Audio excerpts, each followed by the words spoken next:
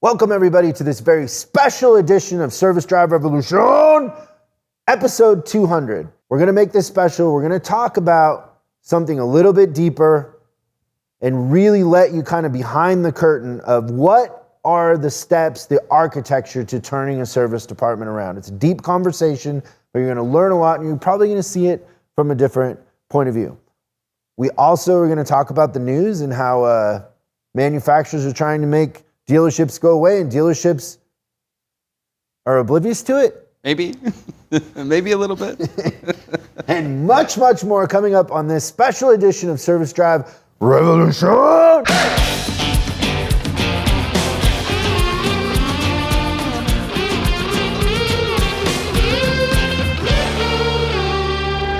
This is episode 200. Yada. The big 200. I know originally we kind of planned on doing this live, but we're too much of a disaster here at the new office. We've got some disarray. We have internet. That's about it. That's the only part that we have. Do you believe that there are people that have superpowers like? So yeah, I don't know why I believe that, but it just seems like there's people that are special for sure. If you could have any superpower, what would you want it to be? Flight. Flight? Yeah. Why do people always pick flight? I don't know, but I think flying would be awesome. You don't think X-ray vision is better than flight? Yeah, so I don't know where you would turn off your X-ray vision. Like, how far do you go with it? Like, I don't know. X-ray vision might be really valuable at the end of the day, but just having the knowledge of what's behind a wall doesn't help you get behind the wall. You know what's funny? Speaking of flight, I turned my iPhone on airplane mode. That thing hasn't started flying yet. I want to tell everybody in the audience that in pre-production today, and I don't know if this had started before I got there, they were just throwing out subjects and Christian had a joke. So they're like, and at some point it got so dark, they were like, Alzheimer's. And without hesitating, what was your joke about Alzheimer's?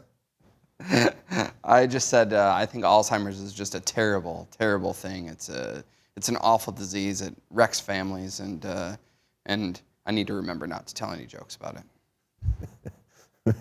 So maybe that's your superpower, is you can think of a joke just on the spot. Yeah. But so the reason why I look like the Mexican velvet image is because I haven't had a haircut in like almost 2 months. It's been a while. Yeah. Right? And the reason why is because COVID has been going around my house.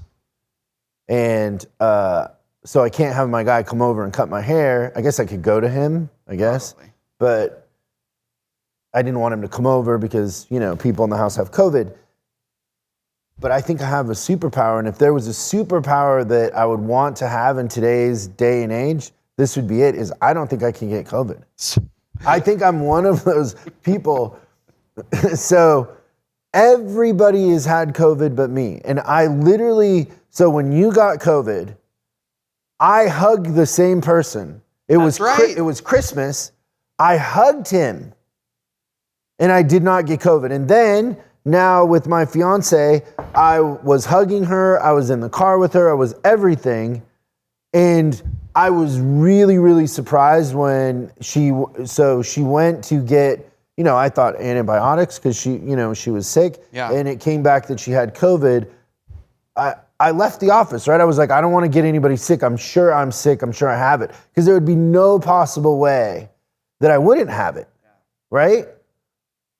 And I don't have it. I've tested negative every day. I can think of 4 waves of COVID that have skipped you. Yeah. That have gone through, and like everyone that we know has gotten sick and you somehow haven't. And I asked my doctor, because there are people out there that can't get it and they've tried to study those people. So I mentioned to my doctor that I'm testing negative. I test every day. And he didn't have any clue. Yeah. But my premonition is that it's because of my blood type, but he wouldn't agree with that, or he didn't agree with that. Well, you said you have the blood of gods that you can give to everyone but only receive, right? Yeah, so I'm type O negative, which means I can donate blood to anybody. And the I don't know, the urban myth behind it, or maybe not urban myth, is that it's been the blood of kings and most presidents have had it, oddly, but it's like 7% of people have it. That's pretty low percent. Yeah. But I can only get blood from another type O negative. So. But you're definitely not getting COVID. It's fascinating to me. Yeah, and I don't want to, also like the idea of testing that theory, like I'm not going to go lick somebody's face that has COVID to prove, like, I don't want COVID injected into me, so I'm still. It's hard for you because I know how much you like licking people's faces, but like at the end of the day, I don't think you're going to ask for the fight. Like you'll fight COVID if you have to, but you're not going out searching for COVID. Yeah, I'm still trying to play it safe and washing my hands and avoiding it. But we were all doing that, and everybody's been sick in a couple waves, right? That's right. Around the office. And even to the point where I thought that day, I left because I was like, if I have it, I feel terrible if I give it to somebody else. And right. Yeah, because you may be a transmitter yet, even though you can't get it, you might be able to give it to somebody else. Well, you have to have it to transmit it, I think. Maybe. I don't know. I was really safe, but I don't, yeah. So I'm going to get my hair cut tomorrow, finally. I feel like in this heat, too, like this beard is not it's not an air conditioner. No. And I do feel like we feel the heat a little more in here than we did at the last Yeah, because our new building that we bought, the AC doesn't work very well in the best part of the year when it's 100 degrees. Yeah. The best time. What happens is by like 11 o'clock, the AC starts off with good intention. It's fighting. Yeah. It's doing its thing. You can even come in the morning and it's a little crisp. But by 11 o'clock, it just starts to lose the fight. Yeah. And by 2, you're just... we went to dinner the other night with a couple of coaches of ours that are in town, and James said to me, he goes, "Are you okay?" And I'm like, it wears you out, doesn't it? It does. Like this would be a good way to torture people because it breaks down your, it kind of breaks down your, how would you say that? I don't know. Well, your logic and reasoning and everything like that, you just have so much fatigue. That you're just ready to get out and go to bed. I've been going to bed really early this week. Yeah, when I get home, I'm just wiped out. I out. just stare at the wall. It's good. So that's my superpower. I'm, better than flight or X-ray vision. I think not catching COVID might be a good thing. All those times they made me wear a mask on the plane, I didn't need to. That's right. Although all those times that I, kept distance of 6 feet. I could have walked right up to people and licked their face. Yep. Hugged them. Yeah. You're commune. Or commune. Commune? COVID-mune? No. I'm definitely not a communist. Not anymore. I've never been a communist. Okay. News. We do have news. This is going to be fun. Yeah. This is great. The gift that keeps on giving. Kind of like the question of the pre-authorization. Ford is the gift that keeps on giving. So why this is so fun for me is I feel like I've been saying this for, 7 years. When was it that NADA told me I couldn't talk about this? Like 14, 15, somewhere around there. Yeah. So I've kind of seen this coming. Yeah. Not that I'm expecting anybody to say, "Oh, you were right," because I don't want to be right, actually. Ford's talk of new EV selling rules rattles some dealers. And essentially it's kind of the just only dealers that aren't rattled are the ones that are not in their business every day. Right.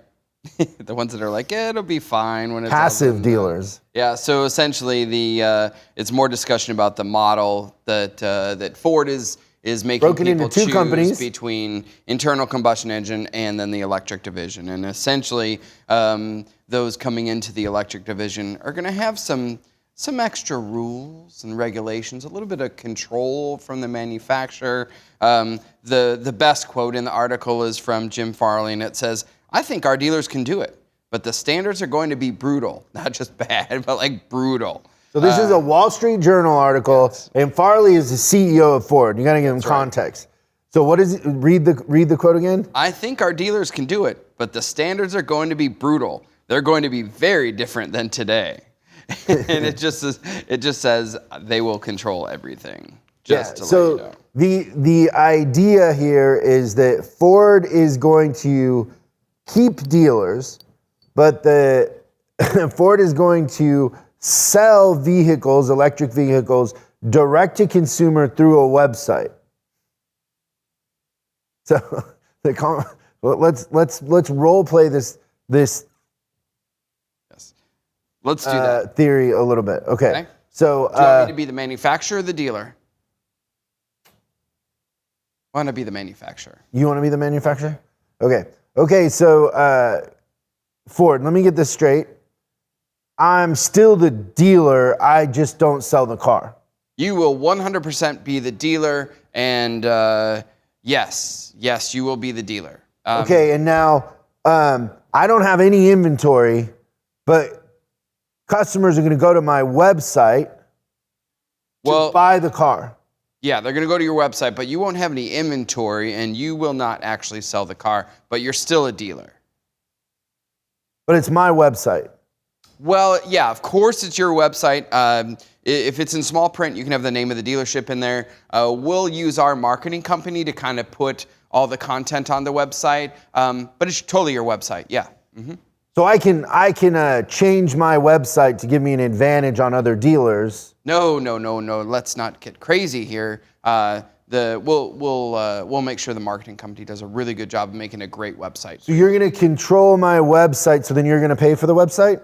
No, we'll bill that to your parts statement. I would normally put it to your new vehicle account, but you won't have one anymore. You'll be a dealer.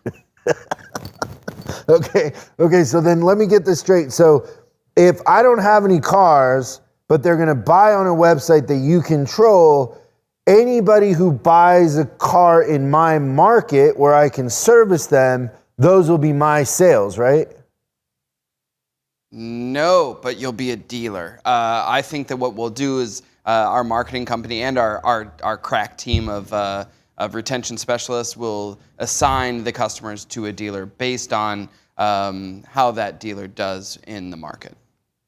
So how do I do better in the market? Well, let me ask you this question. Can I have a demo of one of the cars? Like, can I get one of the cars to demo and show? Like, could I drive one around? You know, as a dealer, I'm really influential in my local market. And so if I'm driving around one of these electric cars, a lot of people are going to want them. And I'm good at selling cars. I could sell more of them. And so could I have one? No. But what we will do is we will have our Ford Elite Dealer Group, which currently comprises of 0 dealers, but those dealers will have access to demos. How do I become an elite dealer? We'll pick the people that will be part of the dealership. How do I get picked? That's classified right now. I don't know that you'll be a dealer. Yeah, that's how it's going, right? That's exactly. People are like, that was 15 minutes to get to that. Yeah. That punchline, that was great. Oh, goodness. No, it is. It's like the Norm Moth joke in a sense, right? Like similar. So Norm Macdonald has this famous joke on Conan O'Brien where it goes on for like 5 minutes, but in the end, it is what it is, right? Like.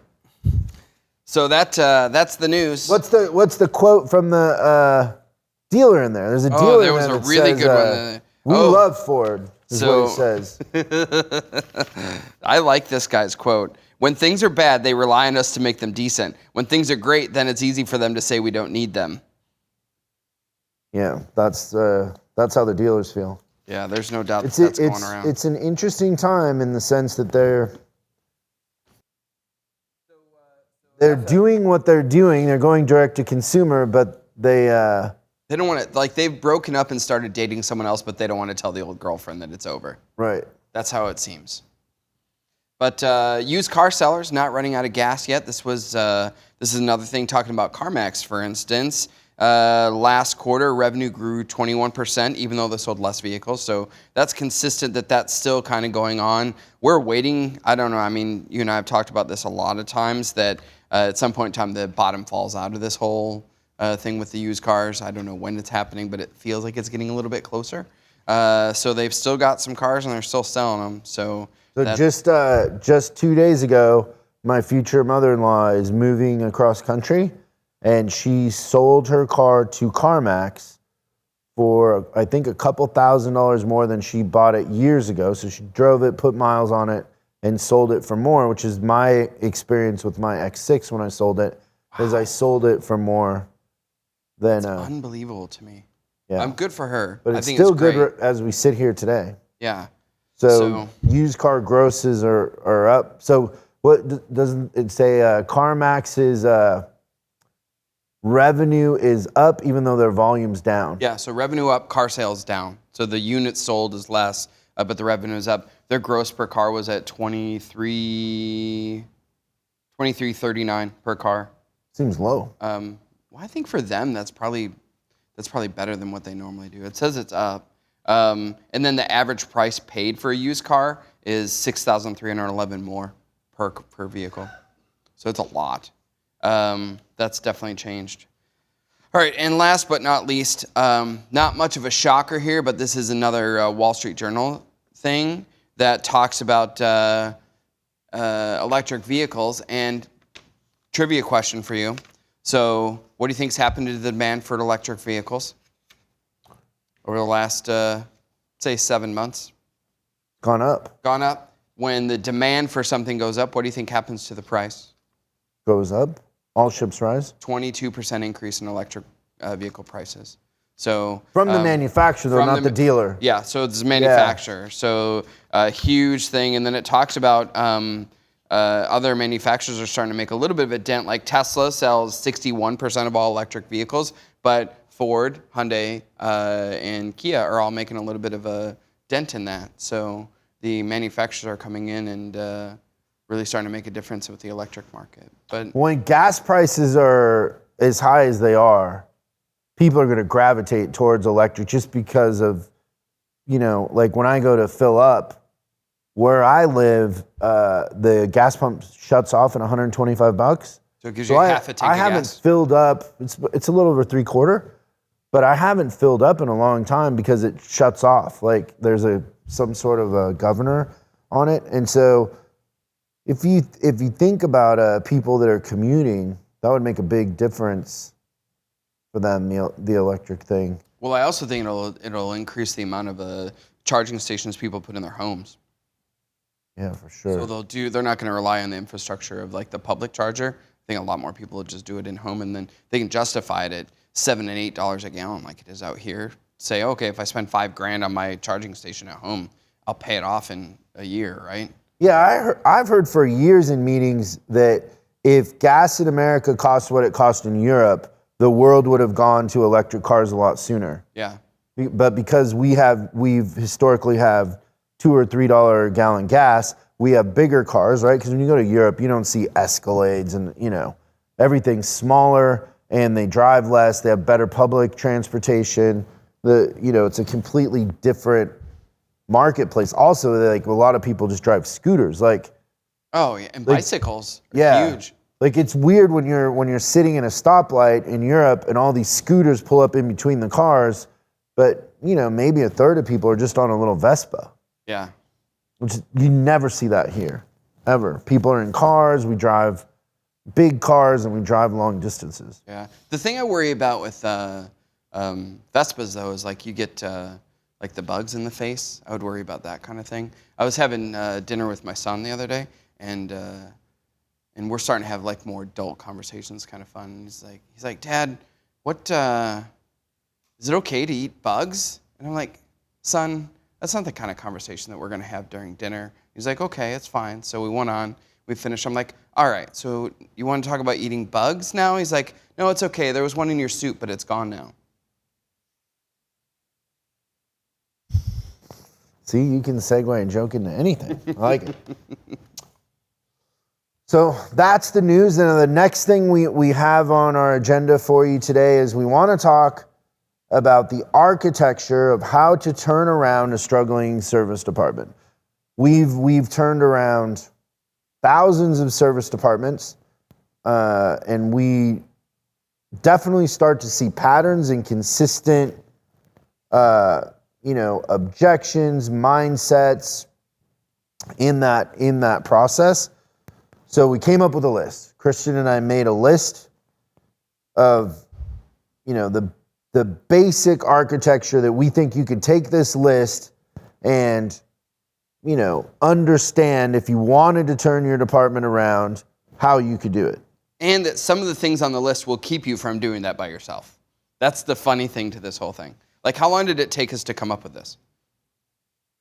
Not long. It was minutes at the most. When we proposed the idea of it, I wrote 3 of these instantly. Yeah. and it's a pretty accurate list. Like when our coaches hear this list, they'll be like, oh yeah, that's it. Right. And they're gonna, I think probably number 1 specifically is the one they're gonna be like, yep, that's the magic thing right there.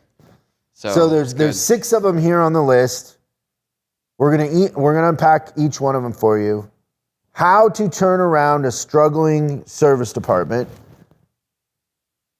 Number 1 is you have to admit your baby's ugly. Yeah, I think honesty is the best policy.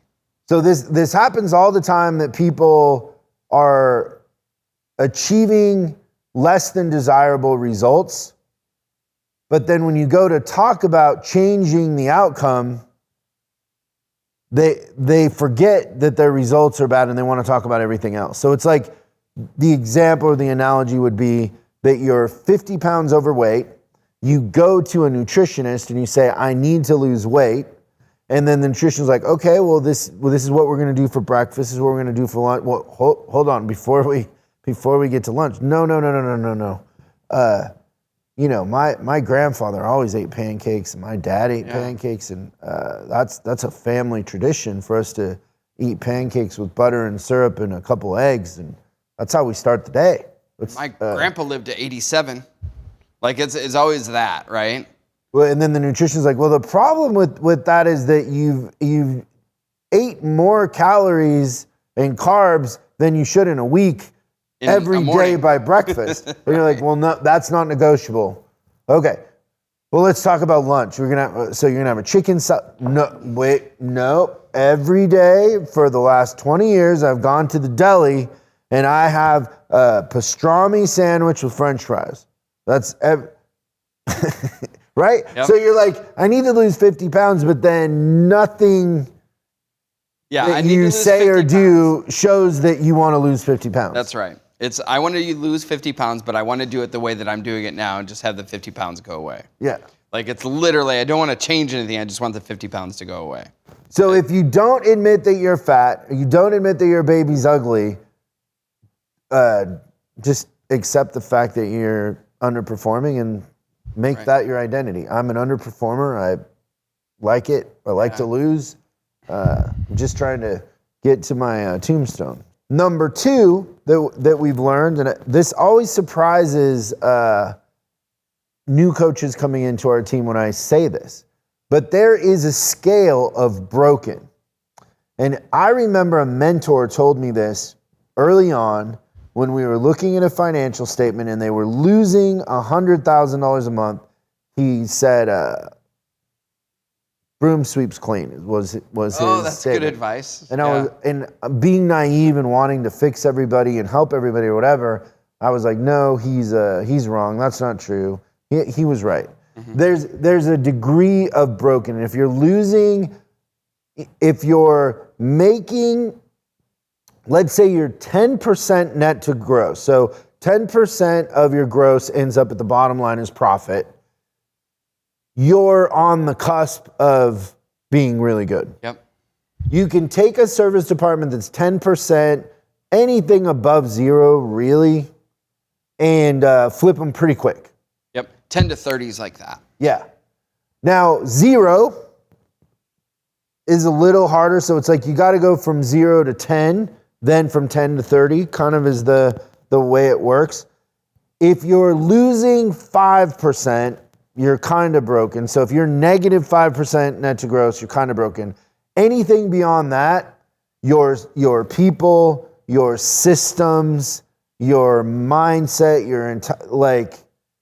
there's dead bodies somewhere. Most of the time when you're losing that much money, people are stealing.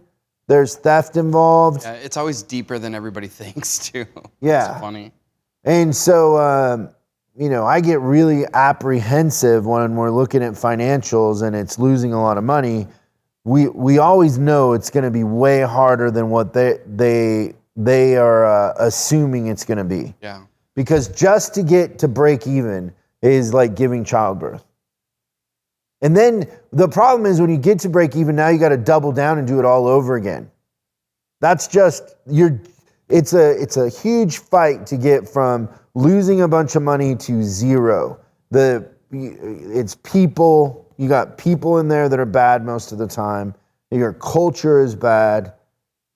Systems, you're going to have to make some tough decisions. It's you know, it's not by accident that you're losing a bunch of money. Yeah, it's hard to watch a little bit when somebody does so much work and works so hard to get from like the negative to the zero. And then like you break the news to them that we have to do it all over again. Like, and you just see that defeated, like, oh no. No, but here's kind of what happens, right? Is like you'll go for like 4 or 5 months and so let's say they're losing 50 grand a month. Yep. And then now they're losing 10 grand a month. Then the next month, like that 5th or 6th month, they'll have a month where they lost $325. Yeah, and like you're they're 2 alignments off or whatever. You were like, we always say, like, if you would have called me, I would have given you the 325 so we could show zero. Yep. And then usually what happens is they'll go back a little bit and they'll lose like a couple grand. And then they'll have that month where they break even and they make $100. Yep. Then right there, they think that they won and they just got in the game. Yes. And you got to double down on everything. That's right. And if they're not careful, the next month they sink. Yeah. It's so very sad fragile at that break-even point. Yep. It's a rebirth in a sense. Because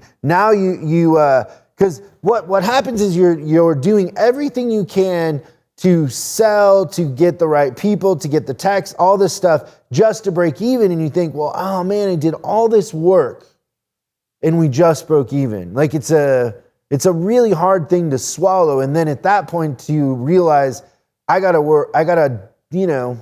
be more committed than I was now to get to the next thing. And all it is at every level, that performance becomes habit and it gets easier. Yeah. Well, I think that too, as you get better, the levers get smaller.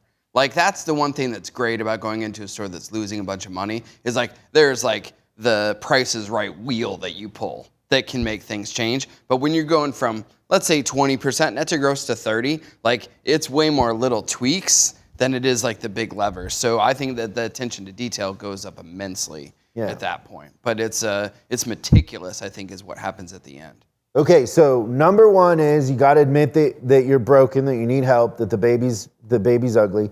Number two is that there's scales and levels to this. And the more broken you are, the more you have to understand that it's going to be harder than you think. Yeah.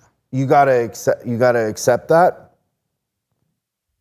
Number three is you have to rip off the Band-Aid and you got to move fast. There's a lot of things that need to be fixed when you're losing money or you need to turn something around.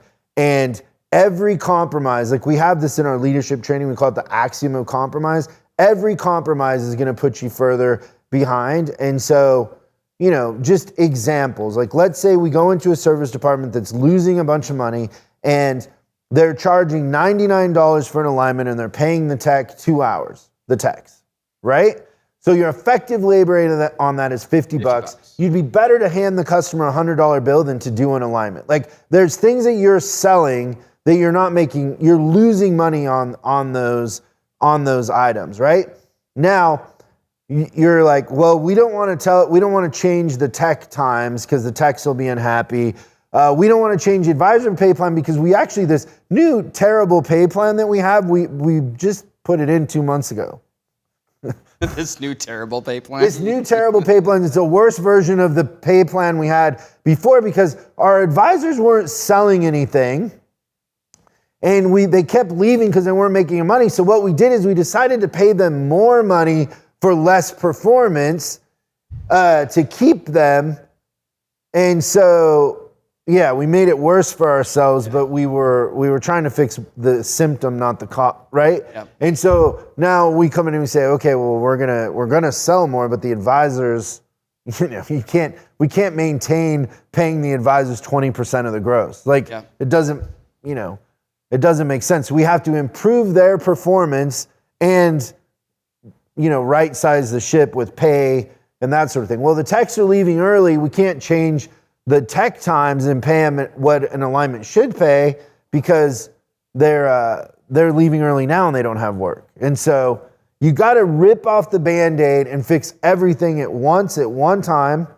We always say measure twice, cut once, and you launch it all at one time. Not here and there, and you can't change the tech time without the advisor selling more.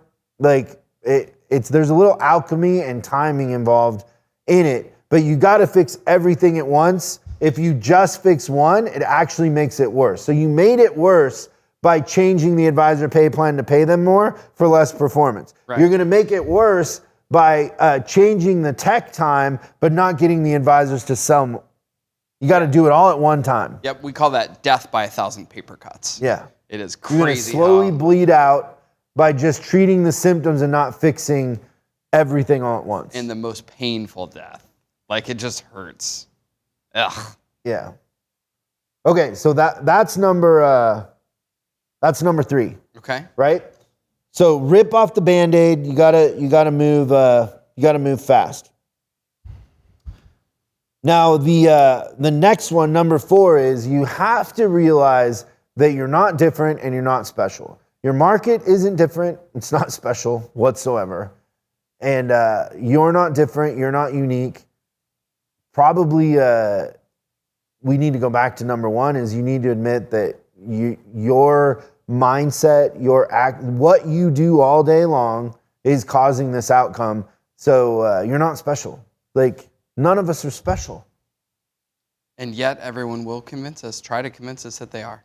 I have 2 recent experiences that just kind of show this in a little time capsule. Is the first one isn't related to our industry. The second one is. So the first one is, I'm really into hi-fi stereo stuff.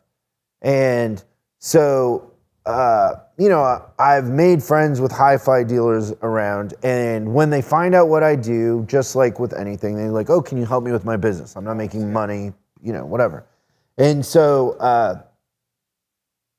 I 2 different hi-fi stores, both not really making money, and 2 completely different models that they think is special and unique and part of their identity. See, the thing that happens is when you start to say something over and over again and you start to believe something, it becomes a part of your identity, and then you defend it even when it isn't working anymore, right? So one hi-fi stereo place, their model is they make their money on labor and installation. So they will sell you the stereo, the speakers, or whatever it is at a very competitive price, below market. And then what you're going to do is you're going to pay them to come in and install the home theater, install the stereo, because this stuff is complicated. They're going to upsell you on cables, like speaker cables, things like that. And if you're not into hi-fi, you wouldn't understand that people will spend more than $25,000 on just a speaker cable. Like, that's unbelievable. People are nuts. Wow. Like nuts. And so this guy that owns a stereo, hi-fi stereo store, his model is that we sell the item, the commodity, at a lower price, and we make our money on the labor. And so, in a sense, it's like a parts and a service department, but we're going to discount the parts. Now, we run into this all the time where we will have dealer clients where in their parts department, their back counter gross profit percentage is like in the 30s. Mm-hmm. We've ran into independents recently that their gross profit on parts is somewhere around 70%. The same as labor. They don't see it any different.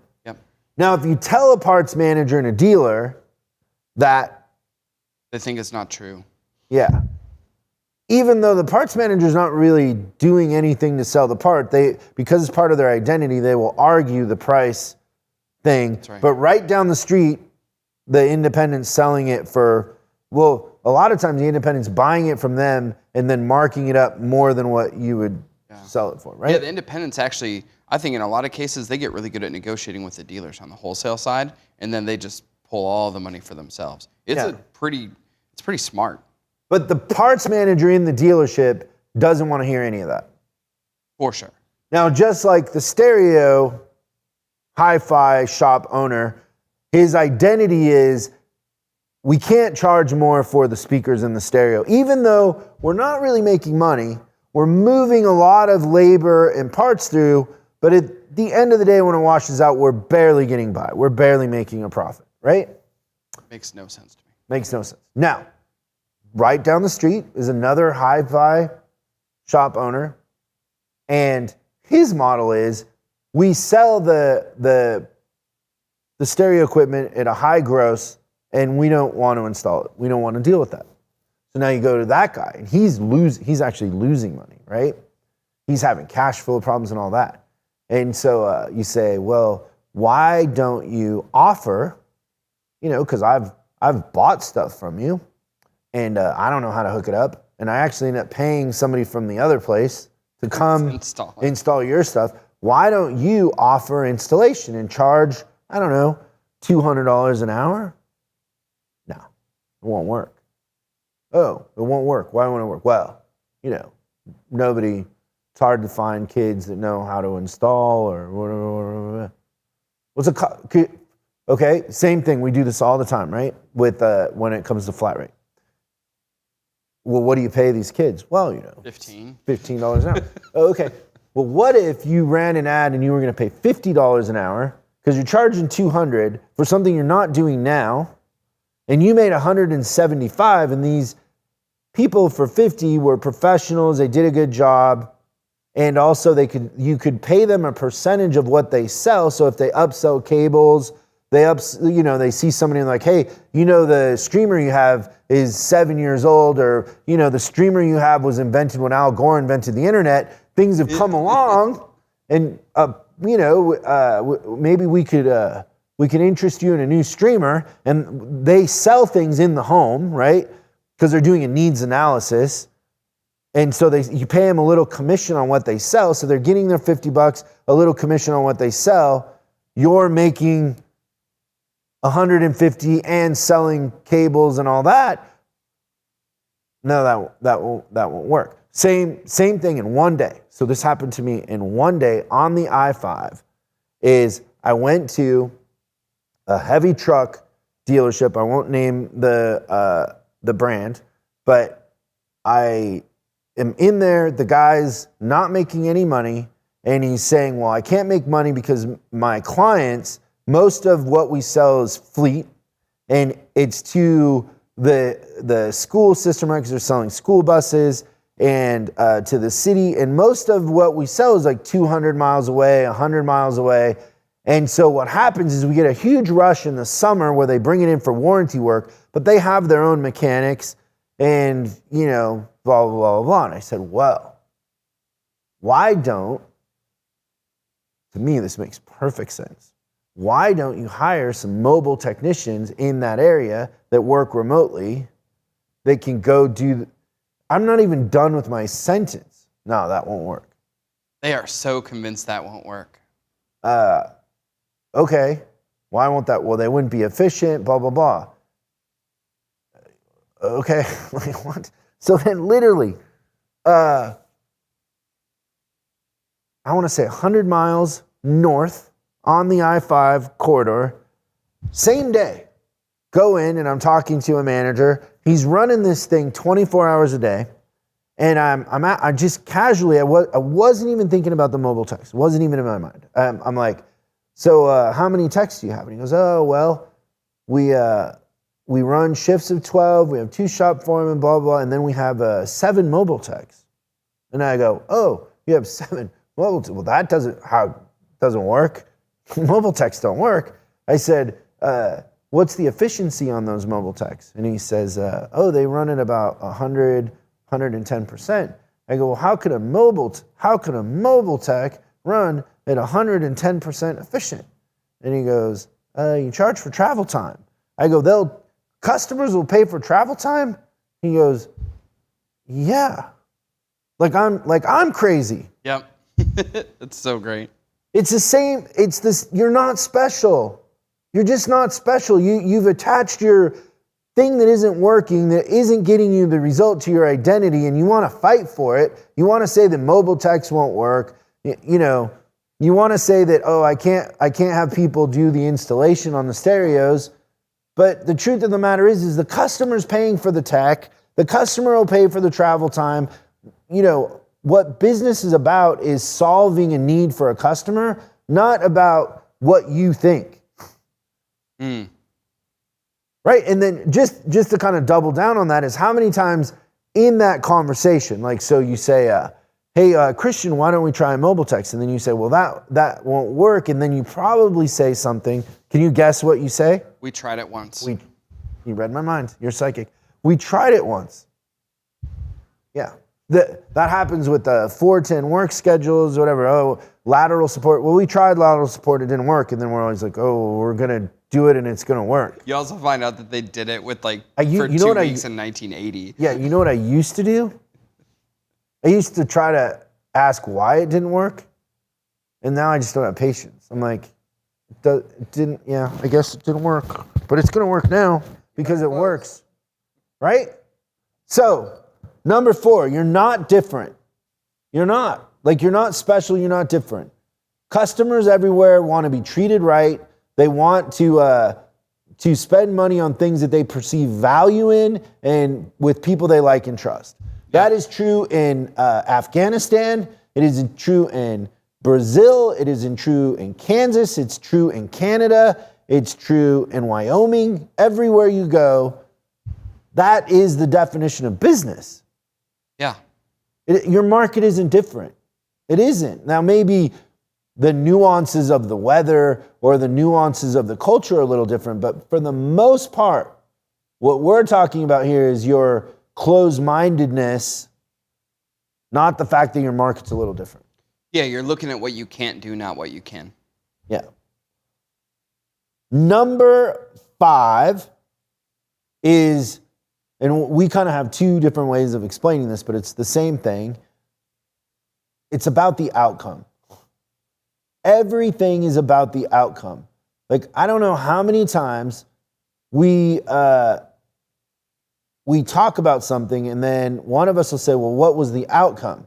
And we're surprised by the outcome. Like, I'll give you guys a perfect example is Christian and Steve a while ago. So Steve is a coach. He runs, most of his clients are the elite clients. Yes. So he runs our elite group. Super talented guy. Maybe can't say that because quite a few of our guys are techs at heart. But he's a tech at heart, right? For sure.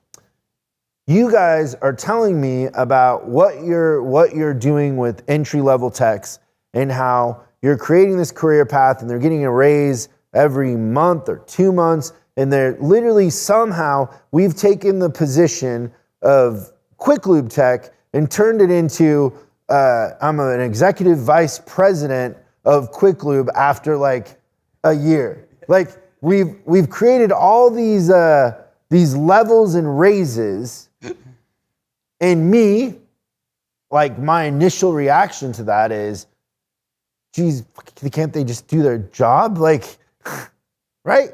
You were disgusted, I think, at first. But the industry has a turnover rate there somewhere close to 70%, depending on the manufacturer, but it's really high in the first 2 years. So kids come in and they leave within the first 2 years. They don't want to be techs. And so my question is, well, what's the turnover when we do that? And it's below 20%. My opinion does not matter. The outcome matters. Right. If it's working and we're retaining techs, my opinion is irrelevant. Yeah. Right?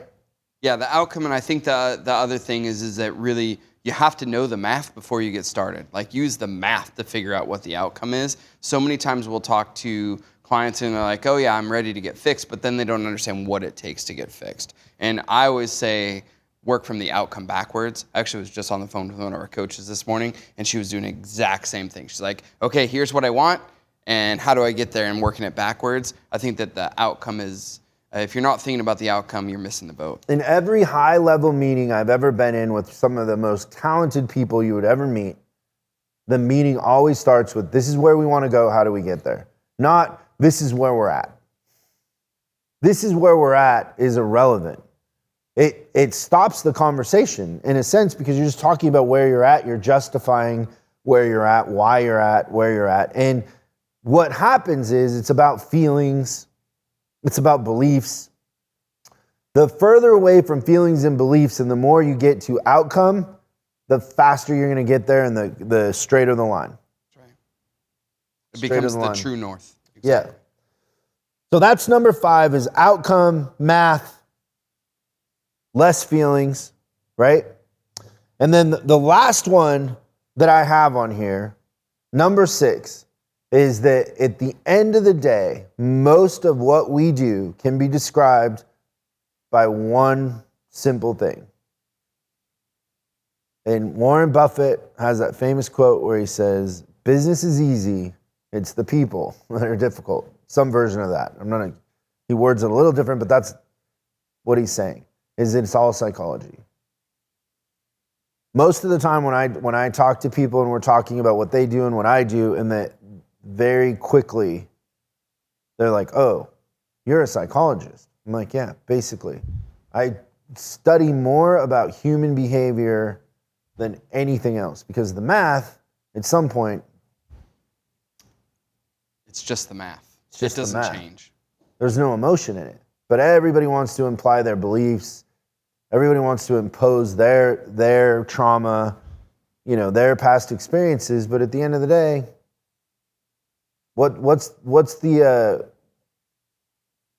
ideal outcome, or what are we capable of, right? And let's try to focus on that, not all of our weird beliefs and trauma and that sort of thing. But psychology is what kind of gets us there. And so the most important element I have found in turning any business around, not just service departments, is it's way more about psychology, and it's closer to magic than anything else. That's right. It really is, you're controlling focus, you're controlling people's, behavior while you're moving things around, and you're distracting them, moving things around, and then creating momentum, and then that becomes the new norm. And if you do it right, they don't really know what happened except that they're happier and things are easier. That's when it works the best. Yeah. It's psychology, and it's closer to magic than anything else. That, and we say this all the time. To be a really good leader, you're not taking the credit. Yeah. If we do it right, we should be taking very little of the credit, and we should be handing that off to the people that are actually doing the work and that matter. That's right. Yeah, and I think that the psychology at the end of the day is it's the magic pill between current level of success and potential level of success. Like, it's all about the brain. Yeah. But let's just recap.